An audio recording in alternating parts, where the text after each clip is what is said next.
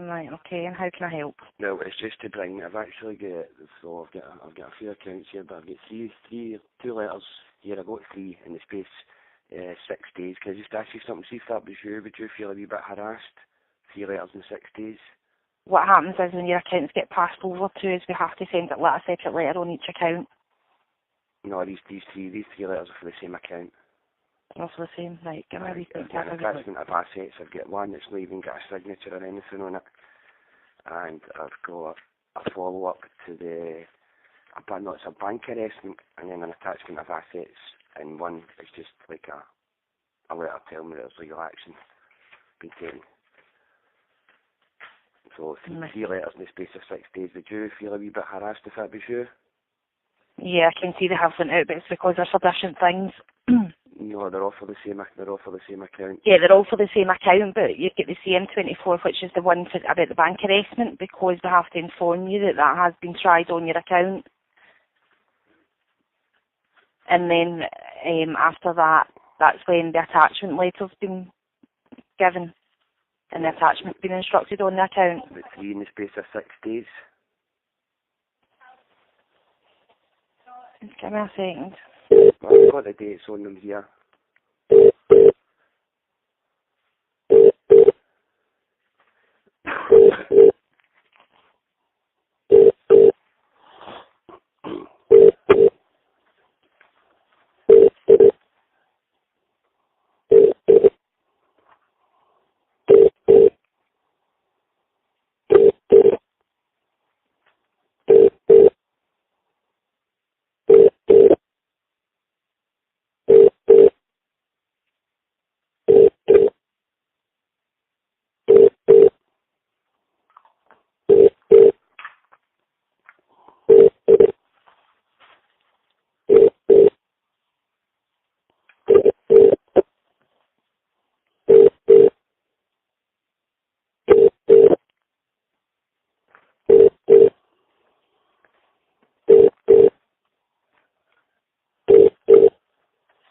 Hi there, sorry about that. I was just getting that checked there for you.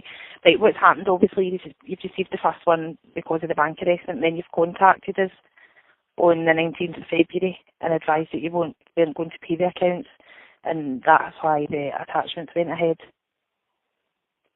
It was like a letter came out, and then another one came out the 16th, a bank harassment the 16th, and then there was another one came out on the, I think it was the 25th, and it was dated the 22nd, and the other one dated the 22nd as well. That came out the day after as well, so it's like 3 in 6 days. Yeah, that's but because anyway, when the... it doesn't really matter. I'm just want to bring to your attention the two signatures.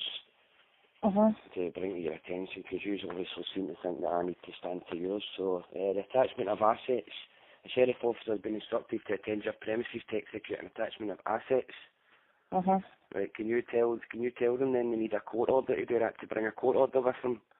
Because I've already proved the evidence that you need a court order, because I phoned the sheriff clerk who confirmed it. So if the officers come out and attempt any such attachment without a court order, then I'll have them arrested on the spot for forging illegal documents and attempting to commit fraud. It's not illegal documents. It's illegal documents because you've not got a court order. You're issuing an attachment of assets and you need a court order for it. I phoned the sheriff clerk. I've got evidence. I've got hard evidence. It was a sheriff clerk confirmed that you do need a court order for any attachment or bank harassment, anything of the sort. Yep, it's already been through. Once it comes to ourselves, then we have the rights to go ahead with legal action. No, without a court order you haven't. We do. No, you don't. No, without a court order you haven't. I've already proved it. I've proved that I've got evidence. I've spoke to the sheriff clerk and I recorded the phone call. So anyway, the second letter, as a result of legal action being instructed against you, what's the legal action? The attachment of assets. Right. So again, you need a court order. Right. You don't have the correct paperwork. Right. This can also be classed as unlawful as well, because you're attempting to cause me a loss, which falls under the Fraud Act 2006, whilst making a gain for yourself. It says in this letter as well, enclosing for your attention in terms of Section 10(3)(b) of the Data Arrangement and Attachment Act 2002. if you've actually read the Data Arrangement and Attachment Act, the section that you have pointed out to me on my letter, section 10, it's talking about decrees and judgments of a court. So, hello? Yes, Yes, I'm listening to you. talking, you are pointing this out to me, and you haven't even read it yourself, because that section that you have pointed out on my letter to me is talking about decrees and judgments of a court. Right, now these two signatures on these letters as well, I can't make them out, they're just squiggles, but one of them looks like Peter, is that Peter Hanlon, is that ringing the bells? Collections manager. Give me a second. The other one's somebody young. Give me a second.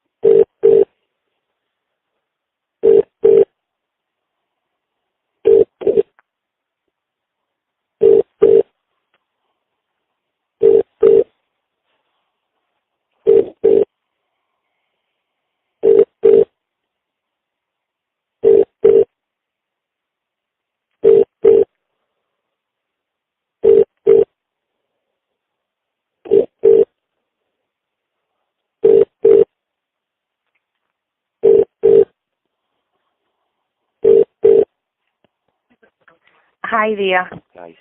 Hi, I was just getting that checked there. The first signature would be Peter Hanlon. It's an automatic signature that goes on to them. Aye, I know how all that works. It's signed once and then they're all generated. And who's the other one? Young? Somebody young? I'm not sure who that is. I would need to get that checked on Monday. Right, it's alright. I can get them checked. I can get them checked myself anyway. Well, can you not put a note? Well, obviously you need to put a note in your system with this phone call. And they'll use are recorded as well. But can you let this, if you find out who this person young is and this Peter Hanlon, I've got two here, but either one will do. I'm going to hold either one of them liable, because I've told them before. I'm going to report them to the FCA for unfair and improper business practices, and I'm now going to report either one of them, or the two of them, anyone will do, or the two of them, to the Messenger Society of Messengers at Arms. Okay, so can you make sure they get this message, because I record my phone calls as well, so if they don't get this message, I can make sure that they get it. Well, that's fine. I'll certainly note that on the account, but nothing's been done illegally. Yeah, well, you're forging illegal documents, I'm afraid, because you're not going through the courts. Once we've got a charge certificate, so that gives the decree that's granted through the court just to go ahead with further legal action. But for an attachment of assets or a bank harassment, you need a court. It needs to be a court that orders that judgment, that passes that judgment. Yep, and the charge certificate already gives that for us to go ahead and do these things. Charge certificate's just a piece of paper. That's the charge certificate from the council. And it still gives us the right to go ahead with further legal action. Yeah, it doesn't. No, it makes you think you can, but you need court orders to do that. Well, anyway, if you can just tell that this Peter Hanlon and this person young, if they can get my message, I'm going to hold them liable, because it's their signatures that are on the letters, so I'll assume that they're sending the letters out. Okay, then. Nothing to do with you personally. I'm not getting anything against you personally. You've actually been alright with me. Some of your colleagues are right, quite cheeky and ignorant of the facts. And I've been quite cheeky with them, but you've actually been alright. It's nothing personal against, any individual or anything. I'm after the people that are sending these letters out, the names that are in these letters, So, as I say, it's nothing against you personally. You've actually been alright with me. But I know how all this stuff works. It's all fraud. No problem. Alright. Okay then, bye. You have a nice day. Cheers.